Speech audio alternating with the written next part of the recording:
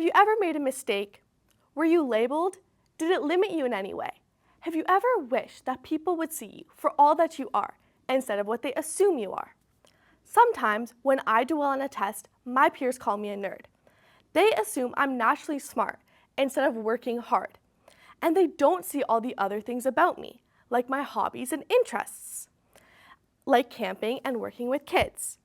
I sometimes wish that they would get the chance to see the layers of me instead of what they see on the surface.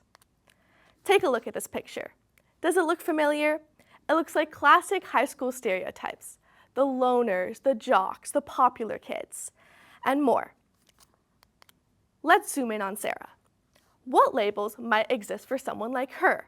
Popular, pretty, mean, confident, has a great life, etc. We saw her as the popular girl, the captain of the cheerleading team. We think she is pretty, confident, and mean. She wears the nice clothing and has a huge group of friends. We assume she has the perfect life and has everything she could ever want. But do we know her whole story? We started from an assumption. What everyone doesn't know is that she has been neglected and faced verbal abuse from her family. Everyone would think you know everything about her, her family, her genetics, her childhood, and what's happened to her to shape her into this. How do stereotypes start? Let's take a look at the cheerleader stereotype. I would like you to meet Sarah. She is a cheerleader, gets good grades, is part of the dance team, sings in the choir, and loves performing. Everyone thinks she has the best life and is so lucky, and in some ways she is. She is talented, passionate, dedicated, and an incredible person. There are things about Sarah that no one can see. She has an enthusiastic cheer mom who has built a non-stop, intense schedule of practices and rehearsals. She is also criticized by her family and expected to be the perfect cheerleader. She was deprived of a childhood and under insane pressure. No matter how hard she tries, it is never good enough. This is a small section of her story, and this shaped her into who she is and what motivated one of her main goals in life, which is to provide children with a childhood that she missed. Everyone has a unique life story, who their family is, where they are from, and what happened in their childhood. This story influences how the person goes on in their life and who they are as a person. Experiences we have as kids have made a massive impact on who we become when we grow up. Positive experience in childhood can build confidence and resilience. Negative experiences can build emotional challenges and insecurities. In Sarah's experiences, she puts lots of effort in everything she does, and she strives for success. Sometimes it takes her to a place about not feeling good about herself if the outcome is not perfect. Childhood trauma can have an enormous impact on your mental health into adulthood. They can leave emotional scars that influence your thoughts, feelings, and behaviors after the trauma has ended. She has built the emotional scar of being a perfectionist, which is connected to the pressure of being the best, and if that is not reached, it is not good enough. How many of you know what genes are? Not the ones that you wear, the ones that contain code that is unique to you. Your genes are also part of your story. But we don't really think about that. Just like your environment impacts you, the environment your genes live in impact them. What's crazy is something that happened to your ancestor 4 generations ago could be impacting you right now. Genetics play a role in many aspects of life, like how we look, how our bodies function, how we think, and how we behave. Trauma is connected through epigenetics. Traumatic experiences can change the way our genes are expressed. This can potentially impact mental and physical health of future generations. It leaves a mark on the DNA, and that changes how they are read and expressed. An example of this is people in the Netherlands were starved of food. Their children and grandchildren were found to suffer from things like diabetes, high blood pressure, and even schizophrenia.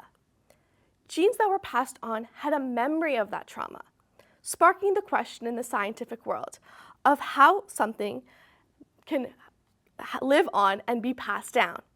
Would you want to be labeled for something that happened to your ancestors 4 generations ago and that you have no control over? But this trauma is not who we really are. You are not a label from what happened to you or generations before you. But it seems like most people can't look past this.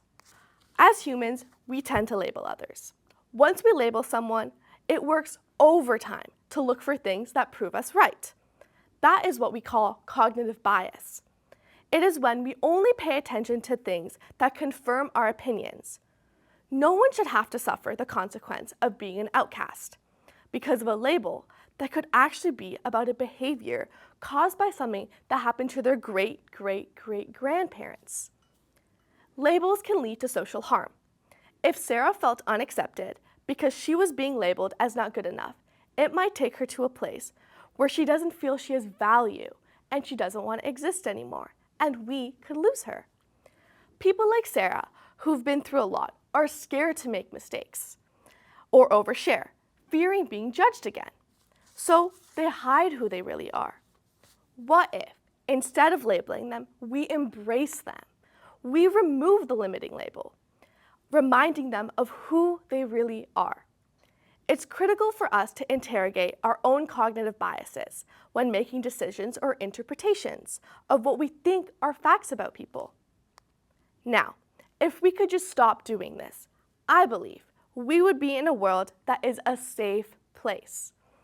Everyone would be their true selves and not afraid of what other people think. When you label for someone, stop for a second. Ask yourself, why? Suspend your judgment and know that there is so much more to the person than what you can see in one glance. Get to know the whole person. Wouldn't you want someone to do that for you? When you get to know them, allow them to make mistakes. By doing this, they can grow, and so can you. There is an African tradition that illuminates a path to forgiveness. When someone acts irresponsibly or unjustly, they are placed in the middle of a circle full of all the villagers of all ages. Each person speaks about one thing the person in the center has done in his or her lifetime, positive attributes, good deeds, and acts of kindness.